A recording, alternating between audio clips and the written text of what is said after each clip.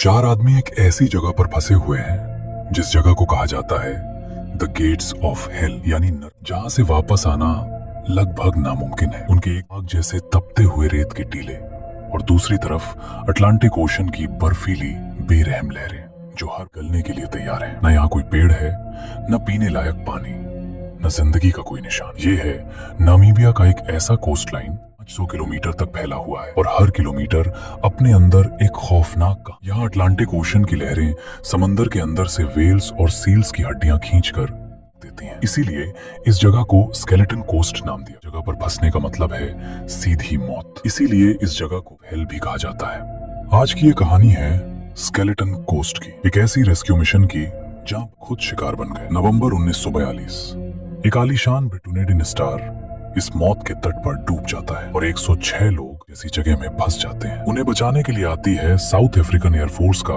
लेकिन वो प्लेन भी इस रेगिस्तान का शिकार हो जाता है और शुरू होती है 11 दिनों की एक देने वाली सर्वाइवल स्टोरी जो इंसानी हिम्मत की सारी हदें पार कर देगी। साल था 1942, अपने चरम पर था। एमवी डुनेडिन स्टार एक 530 फुट लंबा 13,000 टन का विशाल इंग्लैंड के लिवरपूल से निकला था। इस जहाज पर 85 क्रू मेंबर्स और 21 सिविलियन था। ब्रिटिश आर्मी के लिए गोला बारूद, हथियार और सप्लाईज जो मिडिल ईस्ट और इजिप्ट जाने वाली थी। इसे बचने के लिए कैप्टन आर्थर ली ने जहाज को डीप ओशन में रखने के बजाय कोस्ट के बिल्कुल करीब से ले जाने का फैसला किया। 29 नवंबर 1942 रात का वक्त था। अचानक जोर का झटका लगा, पूरा जहाज कांप उठा। समंदर के अंदर छुपे एक पत्थर ने जहाज के पेट को पानी तेजी से अंदर भरने लगा। कैप्टन ली समझ गए थे कि जहाज अब नहीं बचेगा। अगर वे डीप सी में डूबते नी और शार्क्स की वजह से कोई जिंदा नहीं बचता। इसलिए उन्होंने एक डेस्परेट फैसला लिया, जहाज को किनारे की तरफ मोड़ दिया। जहाज स्केलेटन कोस्ट की रेत पर आकर किनारा करीब 500 मीटर दूर था। समंदर की लहरें इतनी ताकतवर और ऊंची थीं कि लाइफ बोट्स को पानी में उतारना दावत देना था। फिर भी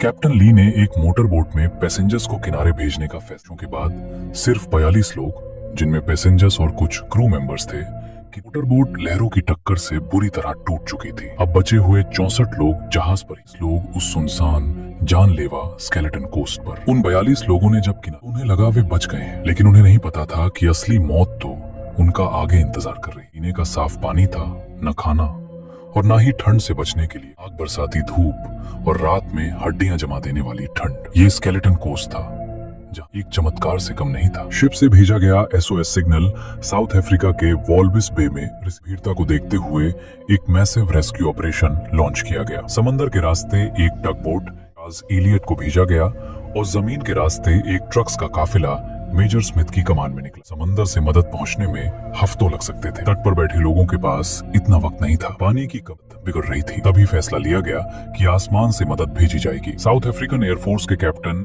इस मिशन की जिम्मेदारी दी गई। उनके पास एक लॉकहीड वेंचुरा बॉम्बर प्लेन था। कैप्टन नॉडे एक बहुत ही एक्सपीरियंस। उनका मिशन था ऊपर से किनारे पर फंसे लोगों के लिए पानी, खाना और 3 दिसंबर को कैप्टन नॉडे अपने 3 क्रू मेंबर्स के साथ आसमान में उड़े। जब उन्होंने स्केलेटन कोस्ट के ऊपर से फ्लाई किया, देखकर उनकी रूह कांप गई। नीचे लोग रेत पर पड़े हुए थे, पानी के बिना। ने उनके लिए सप्लाईज ड्रॉप की, लेकिन लहरों ने और हवा ने आधा साथ दिया। अगले दिन 4 दिसंबर को कैप्टन नॉडे वापस एक और सप्लाई ड्रॉप के लिए आए, लेकिन इस बार उन्हें एक और ऑर्डर मिला तो वहां लैंड करके कुछ लोगों को एयरलिफ्ट किया जाए। कैप्टन नॉडे जानते थे कि रेगिस्तान में लैंड करना कितना खतरनाक है, लेकिन जान तबाह हो रही थी। कैप्टन नॉडे ने किनारे से कुछ दूर एक फ्लैट सफेद जमीन देखी। ये एक सॉल्ट पैन था, झील जो ऊपर से बिल्कुल कंक्रीट रनवे की तरह सख्त लगती है। नॉडे ने प्लेन को नीचे लिया। व्हील जमीन को टच करने कुछ ठीक लग रहा था, लेकिन स्केलेटन कोस्ट धोखे का दूसरा नाम है। वो नमक की परत सिर्फ एक सतह के ठीक नीचे दलदल जैसी नरम रेत और कीचड़ था। जैसे ही 10 टन के वेंचुरा बॉम्बर, उसके पहिए जमीन फाड़ कर अंदर धंस गए। प्लेन बुरी तरह से आगे की तरफ झुक गया। उसके प्रोपेलर्स रेत से दूर हो गए। प्लेन का स्ट्रक्चर बुरी तरह डैमेज हो गया। प्लेन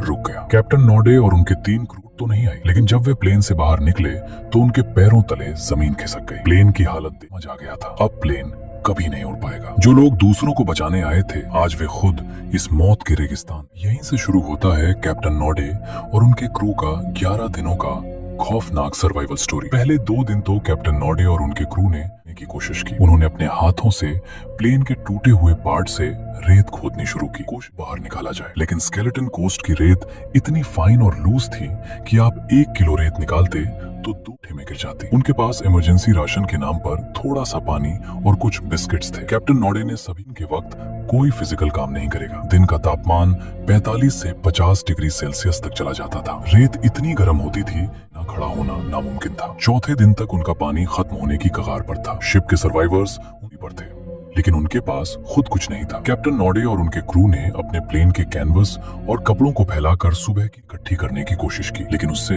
प्यास कहाँ बुझती। भयंकर गर्मी की वजह से उनका दिमाग उनके साथ खेल खेलने लगा था। दूर रेत पर पानी की झीलें दिखना जो हकीकत में थी ही नहीं। प्यास की वजह से उनके होंठ फट गए थे, गले से आवाज निकलना बंद हो गई थी। रात होते डिग्री तक गिर जाता था, जिससे उनकी हालत और खराब हो जाती थी। 7वें दिन तक आते आते हिम्मत टूटने लगी थी। समंदर से आने वाली ठंडी हवा अपने साथ इतनी नमी और नमक लाती थी जो उनके जख्मों को और जला रही थी। एक और साउथ अफ्रीकन एयरफोर्स के प्लेन ने उन्हें स्पॉट किया। उसने ऊपर से पानी की कैनिस्टर्स ड्रॉप की, लेकिन उनकी किस्मत देखिए, कुछ कैनिस्टर्स रेत पर गिरते ही फट गए। पानी रेत में चला गया। जो थोड़ा बहुत बचा था उसने उनकी जान बस कुछ और दिनों के लिए बचा ली। इन लोगों को नहीं पता था कि बाहर की दुनिया में उन्हें बचाने के लिए क्या क्या चल रहा है। उन्हें लगा कि दुनिया ने उन्हें भुला दिया है और यही उनकी मौत लिखी है। जितने दिन कैप्टन नॉर्डे और उनका क्रू रेगिस्तान में अपनी मौत का इंतजार कर रहा था, उतने ही दिन बाहर ऑपरेशन अपनी खुद की लड़ाई लड़ रहा था। समंदर के रास्ते से भेजी गई टग बोट लेकर सर चार्ल्स इलियट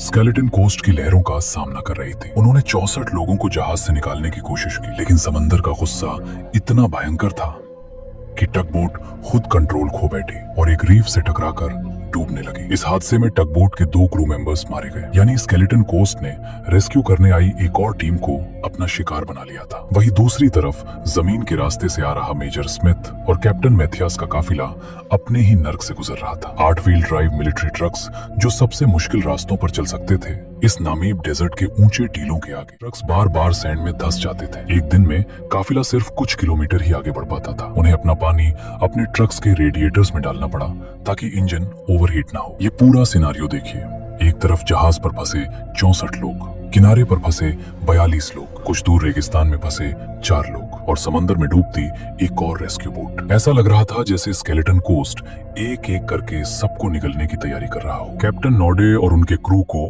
रेगिस्तान में फंसे हुए 11 दिन हो चुके थे। भूख, प्यास, सनबर्न और नमक के दलदल ने उन्हें जिंदा लाश बना दिया था। 14 दिसंबर की सुबह थी। उन्होंने दूर रेत के टीलों पर कुछ हलचल देखी। पहले उन्हें लगा ये उनकी आंखों का धोखा है, लेकिन धूल का गुबार में से गाड़ियों की आवाज आने लगी। ये मेजर स्मिथ और कैप्टन मैथियस का ओवरलैंड काफिला था। हफ्तों की मुश्किल ट्रेवल के बाद वे आखिरकार वहां पहुंच गए थे। जब रेस्क्यू टीम उनके पास पहुंची, उन्होंने कैप्टन नॉर्डे और उनके क्रू की हालत देखी। उनके पास बोलने तक की ताकत नहीं थी। रेस्क्यू टीम ने सबसे पहले उन्हें थोड़ा थोड़ा पानी और मेडिकल एड दी। उन्हें ट्रक्स में बैठाया गया, पर ऑपरेशन अभी खत्म नहीं हुआ था। उस काफिले ने आगे बढ़कर किनारे पर फंसे 42 लोगों को भी रेस्क्यू किया। उस पास के लोगों को समंदर के रास्ते दूसरे बड़े नेवल शिप्स के जरिए महीनों की मशक्कत के बाद निकाला गया। सारे लोगों की जान बचा ली गई थी। ये एक ह्यूज सक्सेस थी। डुनेडियन स्टारशिप का रेस्क्यू मिशन इतिहास के सबसे कॉम्प्लेक्स, खतरनाक और सबसे अजीब रेस्क्यू ऑपरेशंस में से एक माना जाता है। दोस्तों, आपको क्या लगता है, अगर आप उस हालत में होते,